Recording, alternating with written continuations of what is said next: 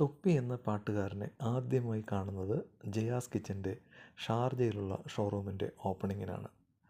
ഒരുപാട് കുട്ടികളും ഉമ്മമാരും കാണാൻ കാത്തുനിന്നു.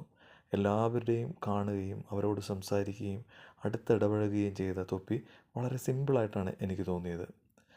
ഷാർജയിൽ പക്ഷേ പാട്ട് പാടാൻ കഴിഞ്ഞില്ല എന്നൊരു ദുഃഖം തൊപ്പി പ്രകടിപ്പിക്കുകയുണ്ടായി. തീർച്ചയായും ഇനി ഒരിക്കൽ വരാമെന്നും വരുമ്പോൾ പാട്ട് പാടുമെന്നും ഒക്കെ പറഞ്ഞിട്ടാണ് തൊപ്പി പിരിഞ്ഞത്. നമുക്കത് കാണുമ്പോൾ തന്നെ അയാളുടെ ഒരു സിംപ്ലിസിറ്റി മനസ്സിലായി. അതുപോലെ തന്നെ തൊപ്പിയോടൊപ്പം ഇരുന്ന് ഫുഡ് കഴിക്കാനൊക്കെ എനിക്ക് സാധിച്ചു. കുറേ നേരം സംസാരിച്ചു. അപ്പോൾ തീർച്ചയായിട്ടും വീണ്ടും വരണമെന്നും നമുക്ക് പാട്ട് പാടണമെന്നൊക്കെ പറഞ്ഞിരുന്നു. അങ്ങനെയാണ് ഈ ഒരു വീഡിയോ ചെയ്യുന്നത്. അപ്പോൾ നിങ്ങൾക്ക് തൊപ്പിയെ വീണ്ടും കാണണം, ഇവിടെ കൊണ്ടുവരണം എന്നാഗ്രഹമുണ്ടെങ്കിൽ ഇതിന് കൊണ്ടുവരാൻ നിങ്ങൾക്ക് താല്പര്യമുണ്ടോ? തീർച്ചയായും കമൻറ്റ് ചെയ്യുക. അങ്ങനെയാണെങ്കിൽ നമുക്ക് അതിനെക്കുറിച്ച് ചിന്തിക്കാം.